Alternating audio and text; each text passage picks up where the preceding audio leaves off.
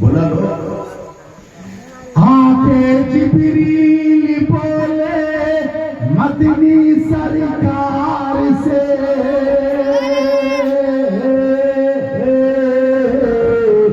آکے جبریل بولے مدنی سرکار سے چلیے حضور ملنے پروردگار سے چلیے حضور ملنے پروردگار سے 9واں مہینہ ہوا جبریل امین آئے حضرت عاتقہ کی اماں رسول پاک کے دادا حضرت عبدالمطلب کہتے ہیں جس وقت میرا پوتا محمد پیدا ہوا تو میں کعبہ کی دیوار مرمت کر رہا تھا.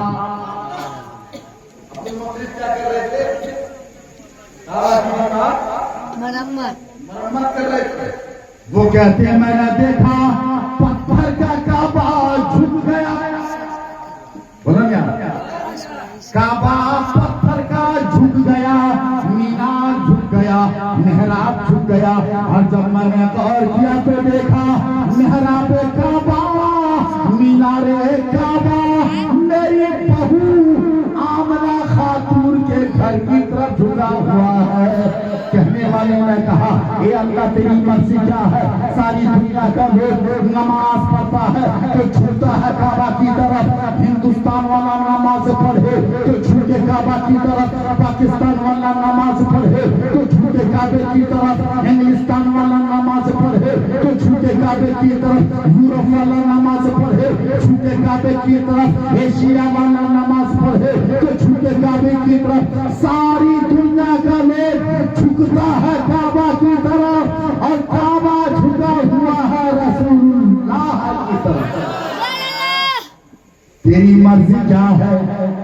آواز آئی لوگوں کعبہ کو بت سے پاک کرنے والا آ گیا. اب کعبے میں بت نہ رہے گا, کعبے میں اللہ کے نام کی اذان دی جائے گی.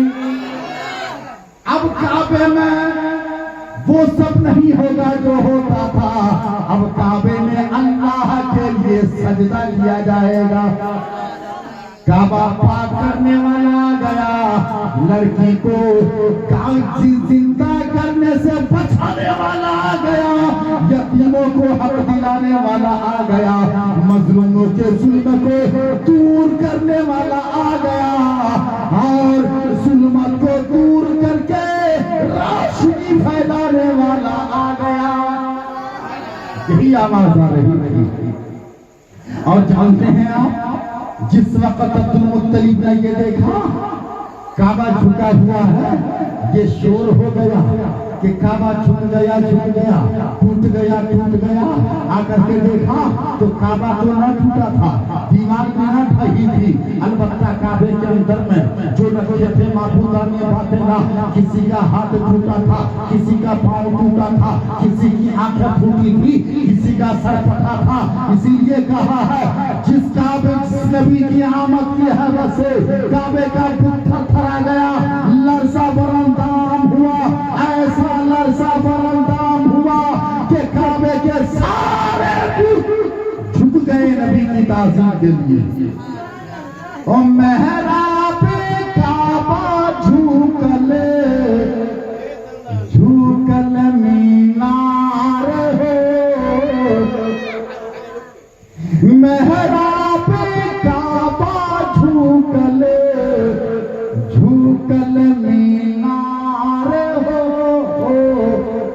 بت بن کے دہیا ٹوٹل کا پار ہو, بت بن کے دہیا ٹوٹل کا پار ہو.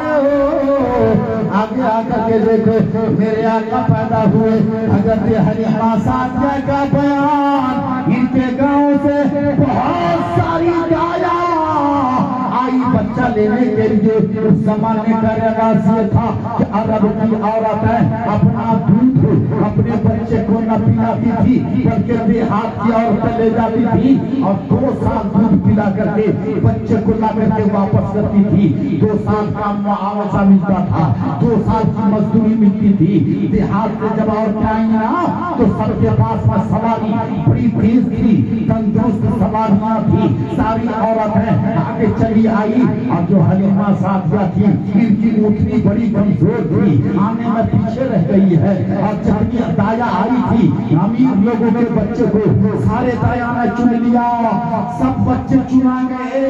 اور جب آخر میں حلیمہ سعدیہ آئی تو دیکھا مکے کے سارے امیر کے بچے کو سب لے گئی. اب یہ کیا لے گی؟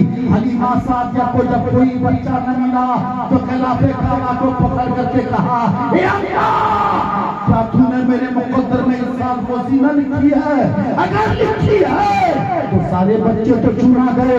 اب ہم لے کر کے جائیں کہ کس کو آواز آتی ہے, اے حلیمہ اللہ سب کو روزی دیتا ہے, تم کو بھی روزی دے گا, مت گھبرا, اللہ کی ذات پر بھروسہ کر.